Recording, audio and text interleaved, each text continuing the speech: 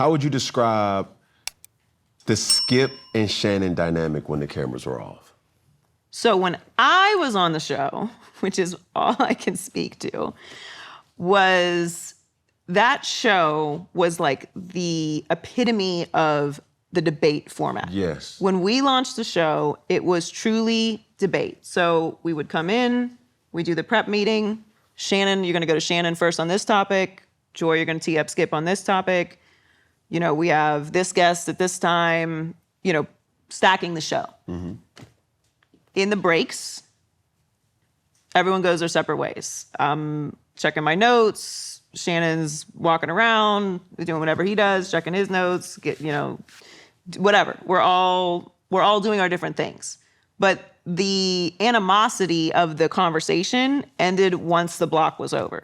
Like, next block to next block, there is no carryover, there's no you said this. Like, it was a true debate format show. For the red light, just when they were recorded. No. I mean, they were having authentic debates. Yes. But I'm saying there wasn't animosity, because I know that there's like this idea that, you know, and I cannot speak to that. I wasn't on the show. When we launched the show, we were all over the country. We were doing live shows everywhere. They were excited to come together. We did a great show. I enjoyed every second of being on that show. It taught me a ton about doing live television, about being able to pivot, doing shows with crowds, doing shows at the Super Bowl and US Open and McGregor Mayweather and, you know, bringing guests on and guests canceling and the prompter doesn't work and everything that you could possibly learn about doing, you know, a 2.5 hour live television show in an intense format. But once the cameras were off, it was like, okay, we're on to the next block. Like, so there wasn't any animosity post-cut? No. Right. Not when I was on the show. Yeah. But when you witnessed the departure, seemingly, the thoughts that kind of go through. Again, I hate speaking on things that I did not have proximity to. Yeah. What I will say about those type of shows is, and we've sort of gotten away from that, you know, pure debate, like one-on-one format show. Like most shows are panels now. It's talent, though. It's heavily, like Shannon really held his own. Skip was obviously a person that... For sure. And Shannon grew immensely in that show. I mean, we did that show for a long time. Look, nothing lasts forever. It doesn't. People wear of each other, friends break up, shows get canceled, networks shut down. The idea that everything is going to have this happy ending is, you know, it's a fantasy. It's not how most things work.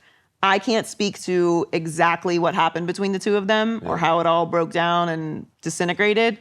I think that when you're doing an intense show where you're essentially arguing with each other, you have to maintain a level of like, it's like a boxing match, right? Like at the end, you hug, you know, you shake hands, you have a respect for your opponent.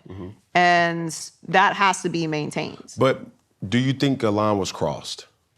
I think that, yes. I think you have to maintain respect for your co-host. Like for me, you never question your co-host's credibility because that's like the number one rule in television, in anything. If you're in news, if you're in pop culture and music, like the second that I say, Cam, why should you speak on this? You're not this. Well, why should I speak on this?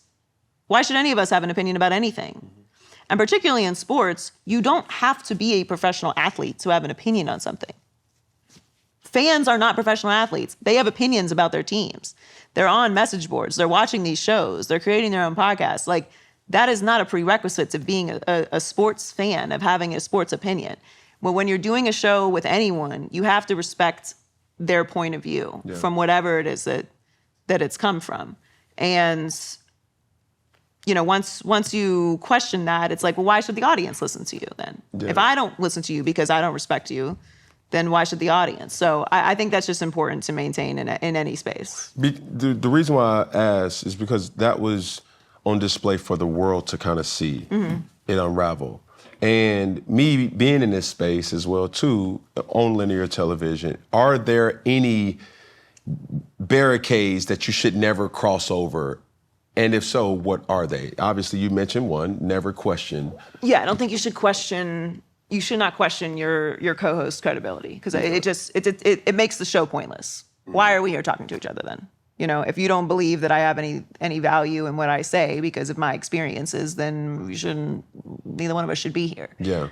I mean, obviously, you know, you don't want to bring up personal things. You don't want to get into a space where you're throwing things in people's faces. I mean, doing a show with someone, it's like a partnership. You know, there's a trust there. You don't want to throw something back at someone, or you want to set each other up for success. You know, if you're going on something where you are truly an opponent, like we're having a political debate or something, like, yeah, sure, make them look stupid. Like, that's what you're trying to do. These are things that matter. This is life or death conversations. But when we're talking about sports, like, it should just never get that serious. You have to maintain, here's what I'll say. You've got to maintain composure. We're doing things that inherently require ego. Getting in front of a camera and thinking that your point of view matters requires a certain amount of delusion and ego. It just does.